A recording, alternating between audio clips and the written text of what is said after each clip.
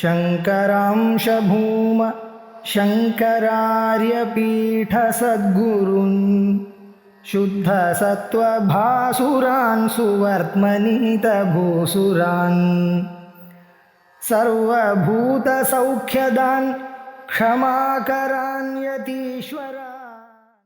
மூணாவது அத்தியாயம் இனிமே பிரமாணாத்தியாயம் இல்ல சாதனாத்தியாயம். அந்த சாதனத்துல பிரமாணத்தை தான் சொல்லிக் கொடுக்க போற மேற்கொண்டு அதை எப்படி கொண்டு போறார். போன இதுக்கு முன்னாடி சொன்னதுக்கும் அடுத்த அத்தியாயத்துக்கும் நடுப்புற ஒரு சங்கதி கிரந்தம் வச்சிருக்க. முன்னாடி சொன்னதுக்கும் மேலே சொன்னதுக்கும் உள்ள சம்பந்தம் என்ன, அதை ஆரம்பிப்போம். மூணாவது அத்தியாயம். சர்வோயம் பிரமிதி பிரமாண பிரமேய பிரமாத்திரு லக்ஷண ஆ பிரம்ம சம்பபரியந்தः மித்யாத்யாச ஏவ இதி பகுசः உபபத்திபிஹி அதிஷ்டிதம். இதுவரையில் நான் சொல்லியாச்சு, இதை ஸ்தாபனம் பண்ணியாச்சு. என்னன்னா இந்த பிரமிதி பிரமாணம் பிரமேயம் பிரமாதா அப்படின்னு சொல்லக்கூடிய இதெல்லாம் தெரியுறது. இது எல்லாம் பிரம்மாலேருந்து ஆரம்பிச்சு ஸ்தம்ப பரியந்தம் இது அத்தியாசம் தான், ஒன்றும் வாஸ்தவம் இல்லை அப்படிங்கிறதுக்கு நிறைய உபபத்திகள் சொல்லி ஸ்தாபனம் பண்ணியாச்சு. அது மாத்திரமில்ல, ஆத்மாச்ச ஜன்மாதி ஷட்பாவ விகார வர்ஜிதா ஊட்டஸ்த போத ஏவ இது ஸ்புடீகிருதம். இதையும் நன்னா பழத்தையும் சொல்லியாச்சு. இந்த ஜன்மாதி பாவ விகாரங்கள் ஆத்மாவுக்கு கிடையாது, அது கூட்டஸ்த சைத்தன்ய ரூபம்தான் அப்படிங்கிறதையும் ஸ்புடமாக சொல்லியாச்சு.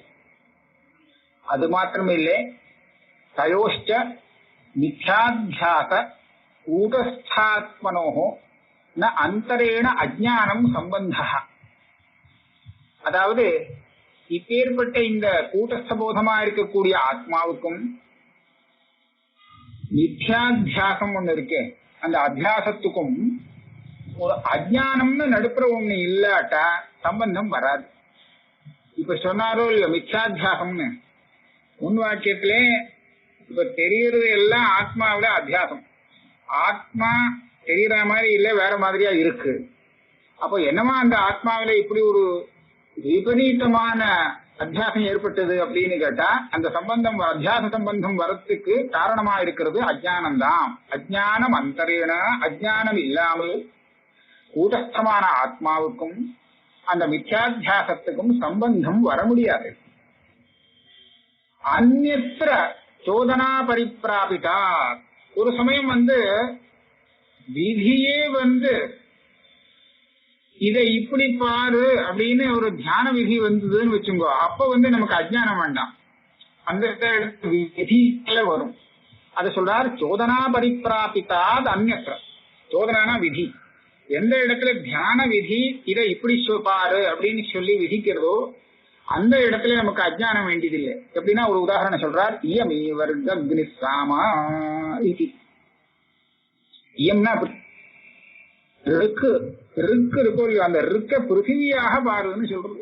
அதே மாதிரி சாமாவை அக்னியாக பாரு அப்படின்னு உபாசனா விதி. இது ருக்கும் பிருத்திவியும் வேறேன்னு எல்லாருக்கும் தெரியும். ஆனா இந்த விதியால என்ன சொல்லணும், இது ருக்க பிருத்திவியாக பார்க்கணும், பிருத்திவி திருஷ்டி அதுல பண்ணணும். இது விதியால வர்றது. இந்த இடத்துல அஜ்ஞானம் வேண்டியதில்லை. இவனுக்கு ஞானம் இருந்தாலும் ருக்கு வேற பிருத்திவி வேற தெரிஞ்சாலும் விதியால ருக்கே பிருத்திவிதான் அப்படின்னு அவன் தியானம் பண்ணிப்பான். சாமாவை அக்னியாக தியானம் பண்ணிப்பான். இது விதி பிராபிட்டம். இந்த இடத்துல அஜ்ஞானம் வேண்டாம். ஆனா இதை தவிர்த்து பாக்கி அகம்மமா அப்படின்லாம் பாக்குறானே, அங்கெல்லாம் விதி கிடையாது. இவனுக்கே தான் தானா அத்தியாசம் வருது. அப்ப அந்த இடத்துல எல்லாம் நித்யாஜானம் அஜ்ஞானம்னு ஒண்ணு இல்லாட்டா இந்த அத்தியாச சம்பந்தம் ஆத்மாவுக்கு வர முடியாது. அந்த அஜ்ஞானம் எப்படி வந்ததுன்னு கேட்டா, சச்ச அஜ்ஞானம் ஆத்ம மாத்திர நிமித்தம் ந சம்பவதி இது கஸ்யசித் கஸ்மின்சித் விஷயே பவதி இது அபியுபகந்தவ்யம். அதாவது கடம்னு ஒரு வஸ்து இருக்கு, அந்த மாதிரி அஜ்ஞானம்னு ஒரு வஸ்து இருக்கு அப்படிங்கிறது இல்லை. அஜ்ஞானம்னு சொன்னா இந்த விஷயத்துல இந்த ஆளுக்கு அப்படின்னு குறிப்பிட்டு சொல்லணுமா. கஸ்மின்சித் விஷயே கஸ்யசித், எல்லாருக்கும் எல்லாமே அஜ்ஞானம்னு சொல்றதுக்கு இல்லை. கடத்தை பத்தி எனக்கு ஒண்ணும் தெரியாது, ஆனா இன்னொருத்தனுக்கு தெரியும். இன்னொருத்தனுக்கு எனக்கு தெரிஞ்ச விஷயம் இன்னொருத்தனுக்கு தெரியாம போகும்.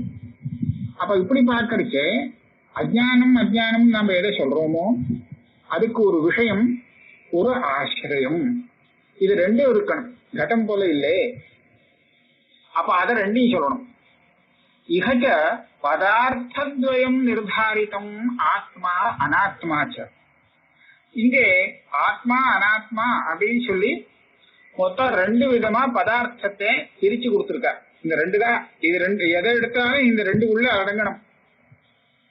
சத்திர இப்ப இந்த அஜ்ஞானத்துக்கு விஷயம் என்ன, ஆசிரியம் என்ன அப்படின்னு கேட்கும்போது அனாத்மாவை அஜ்ஞானத்துக்கு விஷயமாகவும் ஆத்மாவை அந்த அஜ்ஞானத்துக்கு ஆசிரியமாகவும், அல்லது மாத்தி ஆத்மா அஜ்ஞானத்துக்கு விஷயம் அனாத்மா ஆசிரியம் அப்படியாவது ஏதாவது சொல்லலாமா அப்படின்னு பார்த்தா ரெண்டுமே இடைஞ்சல் வருது. எப்படி? தத்ர அனாத்மனஸ்தாவது ந அஜ்ஞானேன அபிசம்பந்த. அனாத்மாவுக்கு அனாத்மாவிலே அஜ்ஞானம் இருக்கு, அஜ்ஞானத்தோடு அது சம்பந்தப்படுறது அப்படின்னு சொல்ல முடியலையா? ஏன் அப்படின்னு கேட்டா தஸ்யஹி ஸ்வரூபமேவ அஜ்ஞானம், அது அஜ்ஞானத்துடைய காரியம். மண்ணால ஆன பானையானது மண் தானே, மண் ஸ்வரூபம். அதே மாதிரி அஜ்ஞானத்தினால வந்தது அனாத்மா, அதுவும் அஜ்ஞானமாத்தான் இருந்தாகணும். அதனால அதுக்கு ஒரு அஜ்ஞானம் சொல்லக்கூடாது. நஹி ஸ்வதஹ அஜ்ஞானஸ்ய அஜ்ஞானம் கடதே. தானே அஜ்ஞானாத்மகமா இருக்கும்போது அதுக்கு ஒரு அஜ்ஞானம் வந்ததுன்னு சொல்ல முடியாது. சம்பவதபி அஜ்ஞானஸ்வபாவே அஜ்ஞானே கம் அதிசயம் அஜ்ஞானம் கம் அதிசயம் ஜனையே. இன்னொன்னு பாருங்க, ரெண்டையும் சேர்த்து சொல்லு வர. இந்த அஜ்ஞானம் அனாத்மாவை ஆசிரிக்க முடியாது, இந்த அஜ்ஞானம் அனாத்மாவை விஷயமாக்கிக்கவும் முடியாது. ரெண்டுக்குமே இதே காரணம் தான். ஏன்னா ஏன் இந்த அஜ்ஞானம் ஆசிரிக்க முடியாதுன்னு சொன்னா இதுவே அஜ்ஞானம் தான். முதல்ல அஜ்ஞானத்துடைய காரியமா இருக்கிறதுனால இந்த அஜ்ஞானத்துக்கு அது விஷயமாயே ஆகக்கூடாது அப்படின்னு கேட்டா அதுவும் முடியாது. ஏன்னா அஜ்ஞானத்துக்கு விஷயமாகணும்னு சொன்னா அஜ்ஞானத்தினால அது மறைக்கப்படணும். ஞானத்துக்கு எது விஷயமாறது தெரியுமோ? ஞானம் எது அபிவிருத்தியாறதோ அதுதான் ஞானத்துக்கு விஷயம்னு சொல்லும். ஞானம் வரத்துக்கு முன்னாடி தெரியல, ஞானம் அதனுடைய ஆவரணத்தை நிவர்த்தி பண்ணி கொடுக்கிறது, அது அந்த அஜ்ஞானத்துக்கு விஷயமாகும். எந்த ஞானம் வந்தால் கடத்தினுடைய அஜ்ஞானம் நிவர்த்தி ஆகுமோ அந்த ஞானத்தை நாம கடஞானம் அப்படின்னு சொல்லுவோம். கடம் ஜானாதி அப்படின்னு சொன்னா இதுக்கு முன்னாடி அவனுக்கு கடம் தெரியாம இருந்தது, இப்ப தெரியுறதுன்னு அர்த்தம்.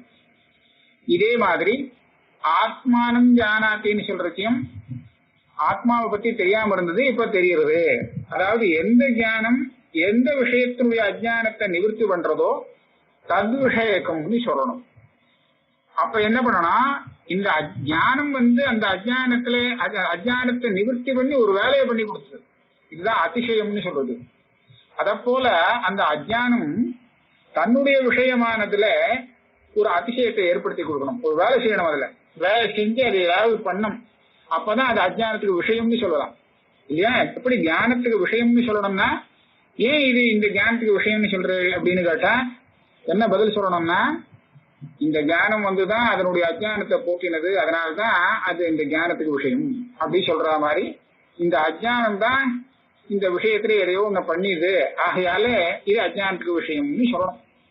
அப்படி சொல்றதுக்கு வழி இல்லையா? இங்க சம்பவதபி அஜ்ஞானஸ்வபாவே அஜ்ஞானம் கம் அதிசயம் ஜனையே.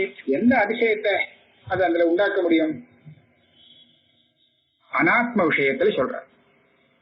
ஏன் ஆத்ம விஷயத்துல இந்த அஜ்ஞானம் என்ன பண்றது? தானா பிரகாசிக்கக்கூடிய சுபாவம் கொண்டது ஆத்மஸ்வரூபம். இந்த அஜ்ஞானம் தம் வேலையை காமிச்சது. அதுல என்ன பண்ணுது? அது தெரியலே அப்படின்னு ஆவரணம் செய்யும்படியா சொல்லும்படியா பண்ணிது. அதாவது அதுல இதுதான் ஆவரணம்னு சொல்லும். இந்த மாதிரி ஒரு ஆவரணத்தை இந்த அஜ்ஞானம் கடத்துல பண்ணலாமா பண்ணப்படாதா அப்படின்னு சொன்னா அவசியமே இல்லை.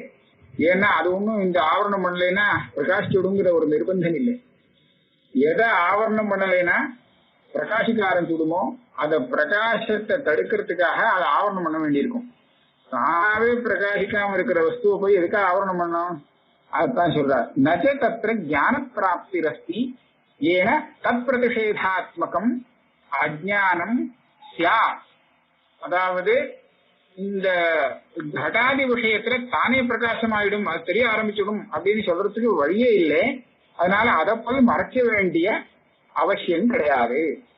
இன்னொன்னு அனாத்மனஷ்ட அஜ்ஞான பிரசூதத்வா.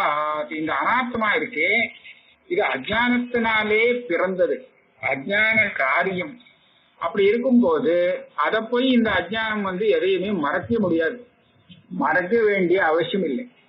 அதனால கடைசியில இது எங்க கொண்டு போய் சேரும்னு சொன்னா, இந்த அஜ்ஞானமானது ஆத்மஸ்வரூபத்தை தான் மறைக்கிறதுன்னு சொல்லணும். அதுவும் நிர்வச்சனம் பண்ணினா எப்படின்னு சொல்ல முடியாது. அதனாலதான் அனிர்வச்சனையும் கொண்டு போக வேண்டியிருக்கும். ஆத்மஸ்வரூபத்தையும் மறைக்க முடியாதுதான். ஆனா மறைக்காட்டாலும் மறைச்சதாக அது விவகாரத்தை ஏற்படுத்தி கொடுத்து அது போறோம்னு சொல்றேன். ஆத்மஸ்வரூபத்தை அஜ்ஞானம் எப்படி மறைக்கிறது அப்படின்னு கேட்டா, ஒரு சமயம் மறைச்சு கொடுத்தோன்னு சொன்னா அப்ப இந்த அஜ்ஞானம் கூட தெரியாத போயிடும். ஏன்? ஆத்மாவே பிரகாசிக்காத போயிடும். ஆனா அப்படி இல்லை. அதனால என்ன தெரியுது? இந்த அஜ்ஞானம் அதை